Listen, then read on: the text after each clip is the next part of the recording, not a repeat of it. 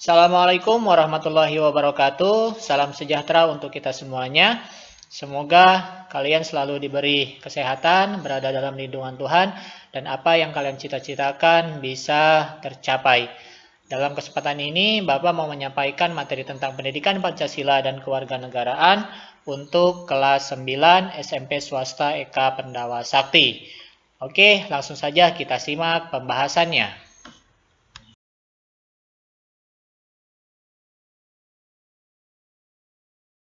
Baik, kita akan bahas materi PKN kelas 9. Materi yang akan dibahas yaitu dinamika perwujudan Pancasila sebagai dasar negara dan pandangan hidup. Nah, ini outline materinya ini. Yang pertama, penerapan Pancasila dari masa ke masa. Kemudian nilai-nilai Pancasila sesuai dengan perkembangan zaman. Dan yang terakhir, perwujudan nilai-nilai Pancasila dalam berbagai kehidupan.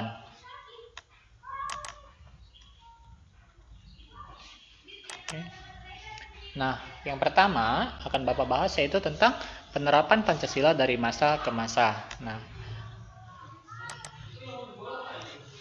pada masa Orde Lama.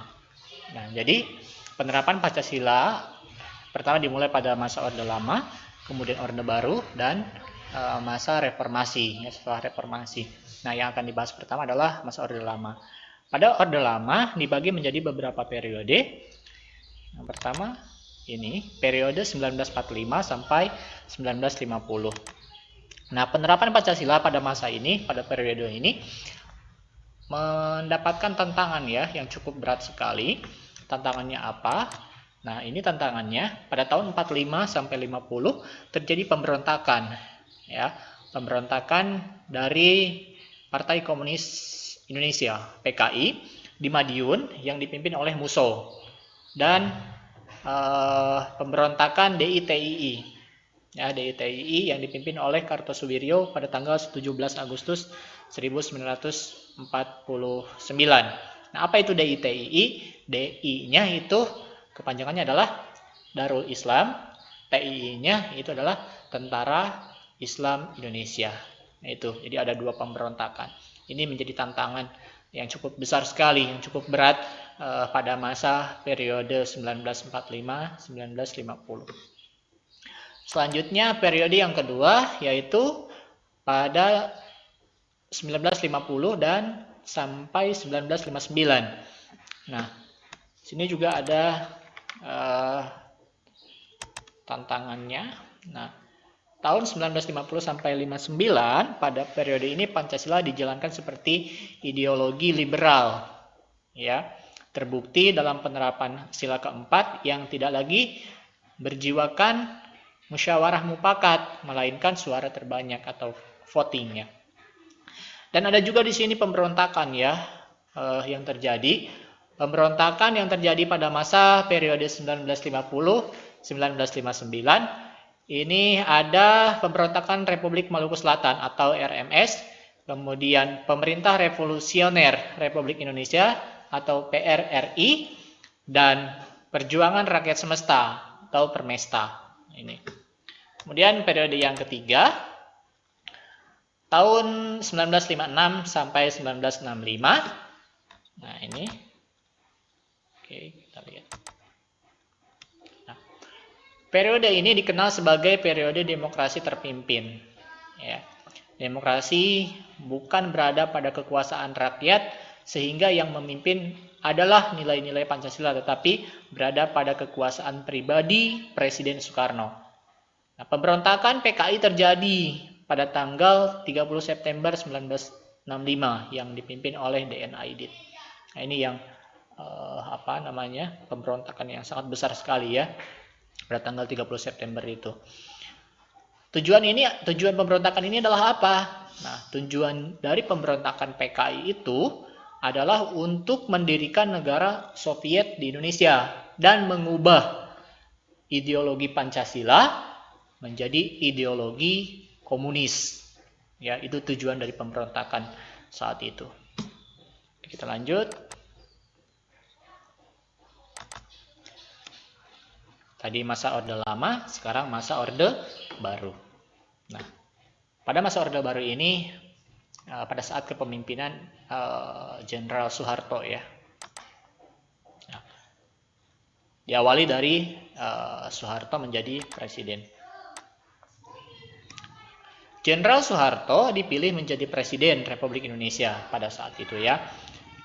Era yang kemudian dikenal sebagai Orde Baru ini ya menanamkan sebuah konsep demokrasi Pancasila. Visi utamanya adalah apa?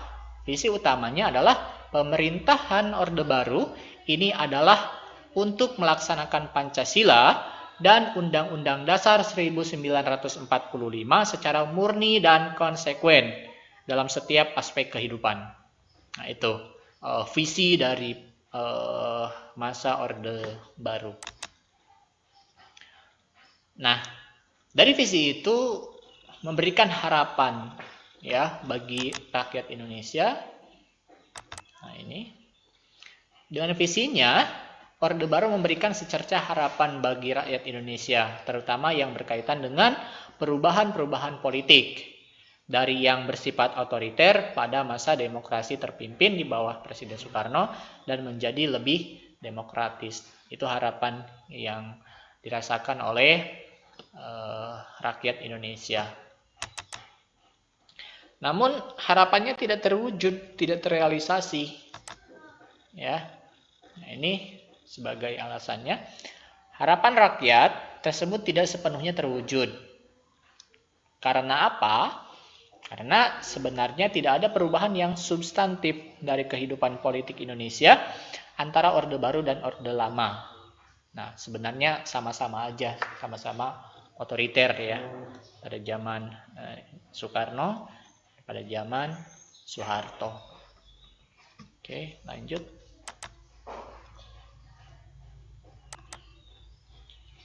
Yang ketiga, masa reformasi. Masa reformasi itu setelah Soeharto berhenti ya, memundurkan diri dari jabatan presiden pada tahun 1998. Ini jadi dimulailah masa reformasi. Nah, ini ciri-cirinya daripada masa reformasi. Kehidupan bebas menjadi tantangan. Nah, setelah masa Orde Lama yang terkekang dengan keotoriteran pemimpin, kemudian disambung dengan masa Orde Baru yang sama-sama juga otoriter, lahirlah masa reformasi. Ini menjadi bebas ya. Namun kebebasan ini juga berdampak negatif, bukan hanya dampak positifnya yang diperoleh, juga dibarengi dengan dampak yang negatifnya juga. Nah, kehidupan masyarakat yang bebas dapat meningkatkan kreativitas dan daya pikir. Itu positifnya ya. Jadi karena bebas, masyarakat, rakyat Indonesia bisa berpikir, mengeluarkan pendapat dengan bebas ya. Kemudian hak-hak asasi lebih diperhatikan pada masa reformasi sampai sekarang ya. Nah, namun ada juga dampak negatifnya. Dampak negatifnya adalah munculnya pergaulan bebas. Ya, contoh, ketika ada anak bergaul bebas ya, suka-suka dia gitu, terus ditegur, mau sama gurunya, sama ibunya, atau sama siapa saja. Hei, kamu bergaul jangan terlalu bebas, nanti begini diceritakan panjang lebar, diberi nasihat. Karena berpikirnya sudah bebas, ya dia menjawab, ya suka-suka akulah, gitu kan? Hidupku, kenapa kamu yang urus, gitu. Nah, hal ini harus dihilangkan ya. Bebas di sini bukan berarti bebas dari nilai-nilai dari etika, dari sopan santun, dari nilai-nilai agama. Bukan seperti itu. Reformasi itu tidak boleh dimaknai secara demikian. Ya, tapi maknailah reformasi itu sebagai sebuah kebebasan, tetapi bukan berarti bebas dari nilai-nilai, baik itu nilai agama, nilai-nilai hukum, kemudian norma-norma yang berlaku di masyarakat. Itu tetap harus dijaga. Ya. Pola komunikasi yang tidak beretika. Saat ini media sosial ya. Bahkan banyak terjadi di media sosial ujaran kebencian, saling caci, saling maki, merendahkan golongan tertentu. Itu. Nah, hal seperti itu harus dihindari. Karena tetap harus kita jaga nilai-nilai itu. Apalagi bangsa Indonesia terkenal ya dengan keramah tamahannya. Gitu. Maka kehidupan bebas pada masa setelah reformasi sampai sekarang jangan dimaknai sebagai kebebasan yang bebas segala-galanya, tanpa mengindahkan lagi, tanpa memperhatikan lagi nilai-nilai agama, nilai-nilai atau norma-norma yang berlaku di masyarakat. Itu ya. Itu pesan Pak Guru. Jadi tetap nilai-nilai agama, norma kesopanan, kemudian segala norma-norma yang berlaku di masyarakat harus tetap kita jaga. Rasa persatuan dan kesatuan menurun. Ini tantangan terbesar ya pada masa ini. Ya, contoh kecil. Dulu ketika ada orang yang mau membangun rumah, ya tetangganya nyumbang beras, ada yang nyumbang kelapa, ada yang nyumbang gula, ada yang nyumbang tenaga, dan lain sebagainya. Mereka bergotong royong untuk membangun rumah tetangganya itu. Tapi sekarang udah jarang kali ya, udah jarang terjadi hal seperti itu. Dan bahkan semangat kerja bakti, gotong royong, sekarang udah agak menurun ya dibandingkan dulu. Nah, ini tantangan terberat sebetulnya.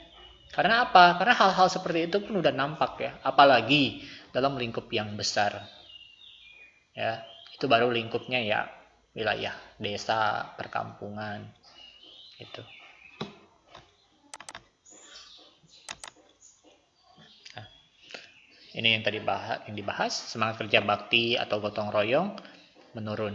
Kemudian banyak juga peristiwa tawuran antar pelajar. Nah, ini nggak boleh ditiru ya.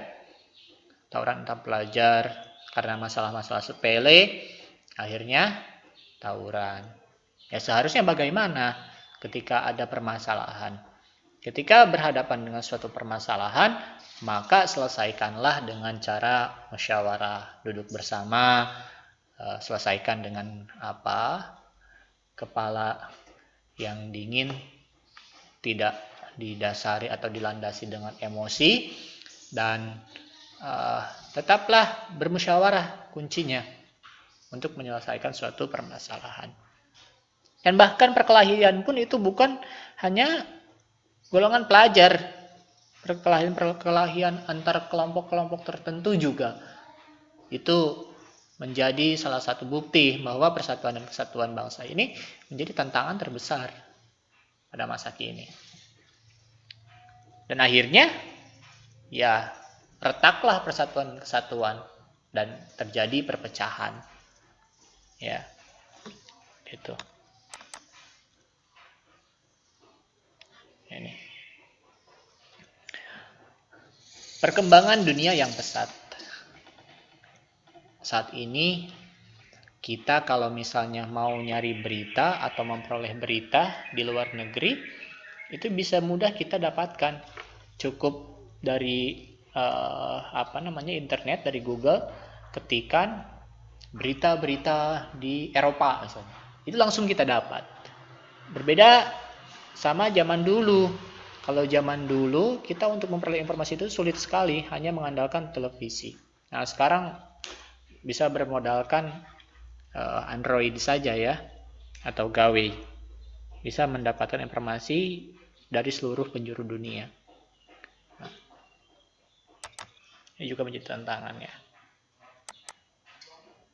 Nah, pada dasarnya bangsa-bangsa di dunia ini makin menyadari bahwa mereka saling membutuhkan, saling tergantung satu sama lain. Namun persaingan antar kekuatan-kekuatan besar itu berebut pengaruh untuk menanamkan ideologi mereka. Ya, ini juga masih berkecamuk sampai saat ini. Itu. Nah, sekarang bahasan yang kedua. Nilai-nilai Pancasila sesuai dengan perkembangan zaman. Ya. Jadi Pancasila sebagaimana kita ketahui sudah dibahas di kelas 7 bahwa Pancasila lahir bukan dari ideologi luar.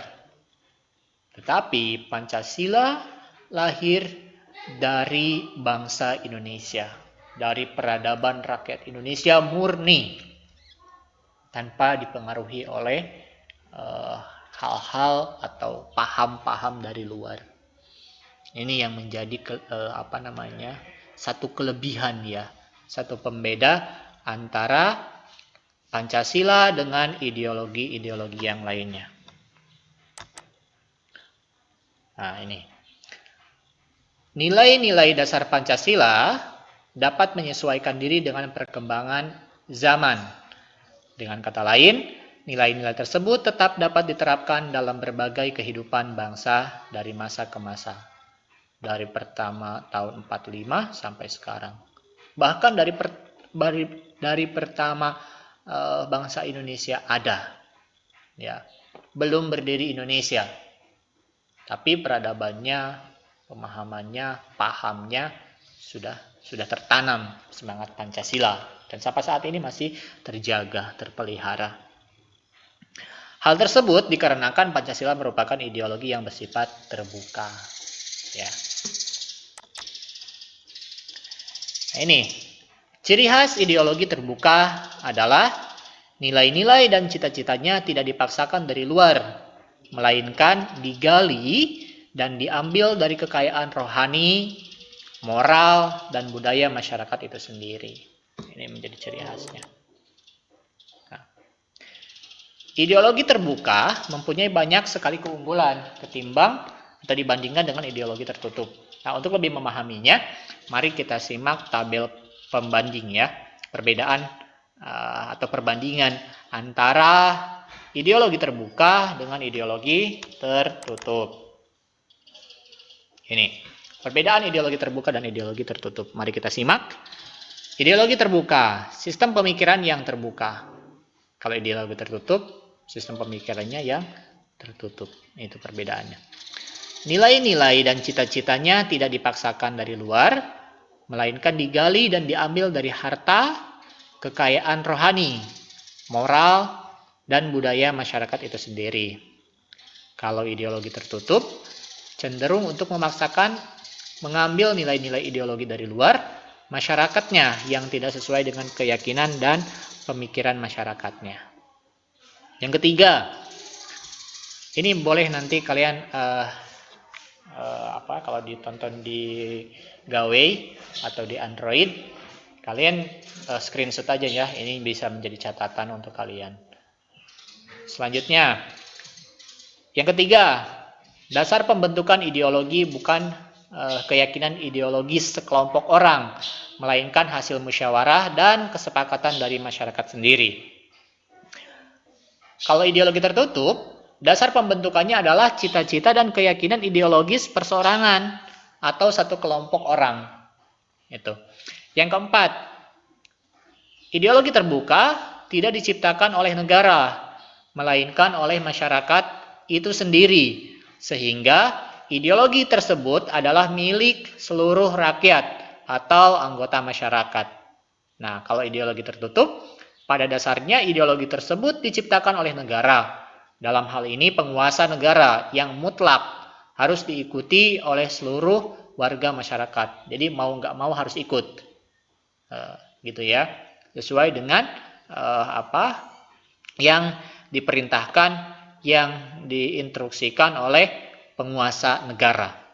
Yang kelima, ideologi terbuka tidak hanya dibenarkan melainkan dibutuhkan oleh seluruh warga masyarakat. Dan yang kelima, pada ideologi tertutup, pada hakikatnya ideologi tersebut hanya dibutuhkan oleh penguasa negara untuk melanggengkan kekuasaannya dan cenderung memiliki nilai kebenaran hanya dari sudut pandang penguasa saja. Itu ya. Nanti screenshot aja ya ini untuk jadi catatan kalian. Nah, selanjutnya, yang keenam, ideologi terbuka isinya tidak bersifat operasional. Ia baru bersifat operasional apabila sudah dijabarkan ke dalam perangkat yang berupa konstitusi atau peraturan perundang-undangan lainnya. Ideologi tertutup isinya terdiri dari tuntutan-tuntutan konkret dan operasional yang bersifat keras yang wajib ditaati oleh seluruh warga masyarakat. Dan yang terakhir, ideologi terbuka senantiasa berkembang seiring dengan perkembangan aspirasi, pemikiran, serta akselerasi dari masyarakat dalam mewujudkan cita-citanya untuk hidup berbangsa dalam mencapai harkat dan martabat kemanusiaan. Dibandingkan dengan ideologi tertutup, nah ideologi tertutup ini tertutup ya terhadap pemikiran-pemikiran baru yang berkembang di masyarakatnya. Nah, ini juga bisa menjadi catatan. Jadi ada 7 perbedaan ya. Kemudian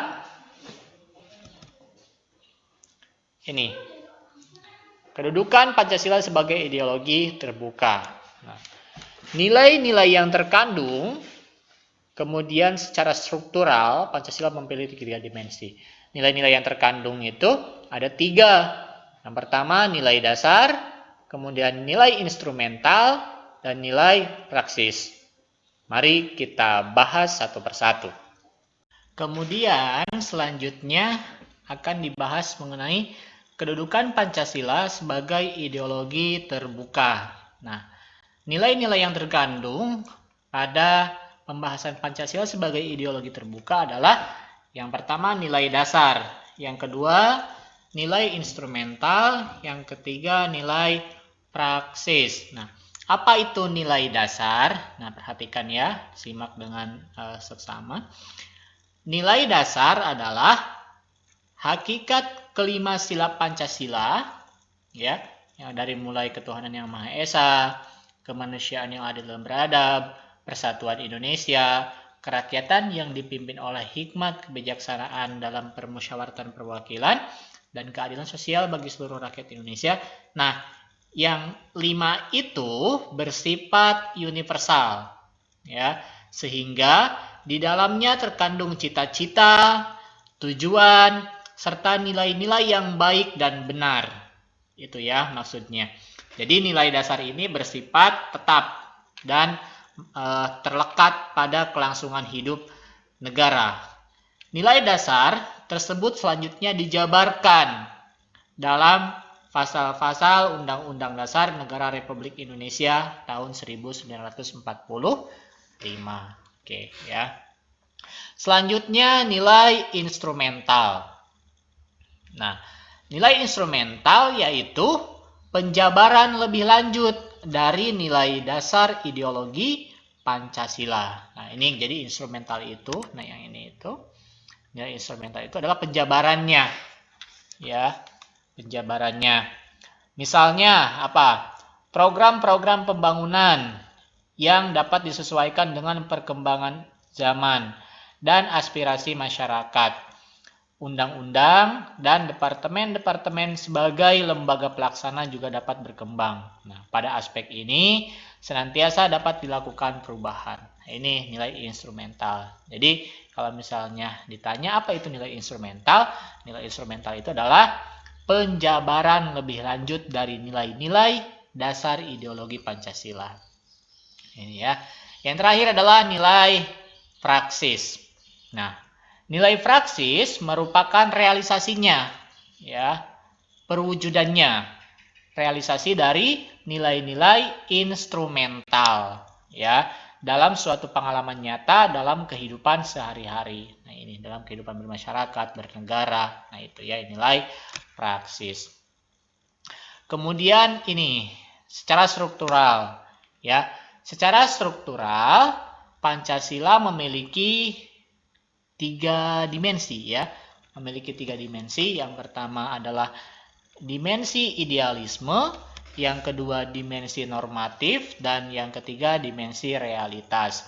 Nah, dimensi idealisme itu menekankan bahwa nilai-nilai dasar yang terkandung dalam Pancasila itu bersifat sistematis, ya, kemudian bersifat rasional dan menyeluruh, ya. Nah, pada hakikatnya bersumber pada filsafat Pancasila. Ini ya, kalau yang ini. Karena setiap ideologi bersumber pada suatu nilai filosofis atau sistem filsafat. Ini ya. Dimensi idealisme yang terkandung dalam Pancasila mampu memberikan harapan, optimisme, serta mampu mendorong motivasi pendukungnya untuk berupaya mewujudkan cita-citanya. Jadi dimensi idealisme itu akan memberikan semangat, memberikan dorongan, memberikan motivasi untuk bangsa Indonesia, untuk warga Indonesia, untuk mewujudkan cita-citanya. Itu ya dimensi idealisme. Yang kedua adalah dimensi normatif. Nah, dimensi normatif ini pengertiannya itu nilai-nilai yang terkandung dalam Pancasila perlu dijabarkan dalam suatu sistem norma sebagaimana terkandung dalam norma-norma keagamaan. Nah, ini ya. Jadi dalam pengertian ini Pancasila terkandung dalam pembukaan Undang-Undang Dasar 1945 yang merupakan tertib hukum tertinggi, ya, dalam negara Republik Indonesia. Nah, ini. Yang terakhir, dimensi realitas. Nah, apa itu dimensi realitas dari real, ya, nyata, ya. Nah, apa sih maknanya atau maksudnya dimensi realitas ini? Jadi maksudnya adalah Pancasila itu adalah suatu ideologi yang harus mampu mencerminkan realitas kehidupan, ya, yang berkembang dalam masyarakat. Dengan kata lain, Pancasila memiliki keluasan yang memungkinkan dan bahkan merangsang pengembangan pemikiran-pemikiran baru yang relevan tentang dirinya tanpa menghilangkan atau mengingkari mengingkari hakikat yang terkandung dalam nilai-nilai dasarnya. Nah, itu. Jadi ideologi terbuka itu memungkinkan bukan ideologi, ya, pemahaman-pemahaman baru, tapi nilai-nilai dasarnya yang terkandung dalam Pancasila itu tidak dilupakan. Jadi tetap dijaga, dipelihara secara utuh. Itu ya, itu dimensi realitas. Jadi udah 3 ya. Yang pertama dimensi idealisme, kemudian dimensi normatif, dan dimensi realitas. Oke. Kita masuk ke pembahasan perwujudannya, ya. Yang ini baik. Nah, perwujudan nilai-nilai Pancasila dalam berbagai kehidupan. Nah, ini hanya sebagian, ya. Nah, dalam kehidupan berbangsa dan bernegara, ini ada bidang-bidang yang bisa kita bisa kita ikut berpartisipasi untuk mewujudkan nilai-nilai Pancasila itu dalam kehidupan kita. Nah, contoh di sini ada gambar yang sedang melaksanakan pemilu, ya. Ini. Nah, ini dalam bidang politik, ya. Bidang politik. Nah, perkembangan bidang politik antara lain, contoh meliputi persoalan lembaga negara, kemudian pemilihan umum kayak tadi kan, pemilihan anggota legislatif, anggota apa namanya, bukan legislatif, kemudian pemilihan presiden, eksekutif ya, itu hak asasi manusia, demokrasi dan hukum. Nah ini di contohnya ada cuma satu ya, ini untuk di bidang politik. Ini. Kemudian di bidang perekonomian, nah nilai-nilai Pancasila dalam kegiatan perekonomian itu, sistem perekonomiannya harus dikembangkan dengan sistem ekonomi yang dijiwai oleh nilai-nilai Pancasila, ya, dengan sistemnya dan asasnya kekeluargaan gitu kan, seperti koperasi. Nah itu kan koperasi dibentuk dari beberapa beberapa individu ya, membentuk satu kelompok, kemudian modalnya, kemudian segala sesuatu yang dibutuhkannya itu berasal dari anggotanya gitu. Jadi koperasi tujuannya untuk apa? Ya untuk mensejahterakan anggotanya gitu. Nah itu berarti udah ada nilai-nilai Pancasila yang hadir pada pada koperasi. Nah selanjutnya dalam bidang sosial budaya ya. Nah, tujuan pembangunan nasional adalah terwujudnya masyarakat adil dan makmur berdasarkan Pancasila. Nah, dulu membajak sawah itu pakai bajaknya pakai kerbau ya. Ya. Sekarang udah pakai traktor. Nah, perubahan-perubahan seperti itu untuk kemajuan masyarakat Indonesia. Atau dalam bidang transportasi, ya. Kalau dulu kalau mau pergi ke luar kota itu susah sekali kan naik nyari mobil. Nah, kalau sekarang udah berlalu lalang itu mobil banyak kan. Bahkan sekarang udah lebih cepat lagi. Contoh, orang tua kita dulu kalau misalnya mau pergi ibadah haji ke Mekah ya, butuh waktu sebulan lebih, 40 hari lah ya, kurang lebih. Nah kalau sekarang beberapa jam ya udah sampai, naik pesawat kan. Kalau dulu naik kapal ya, melewati jalur laut.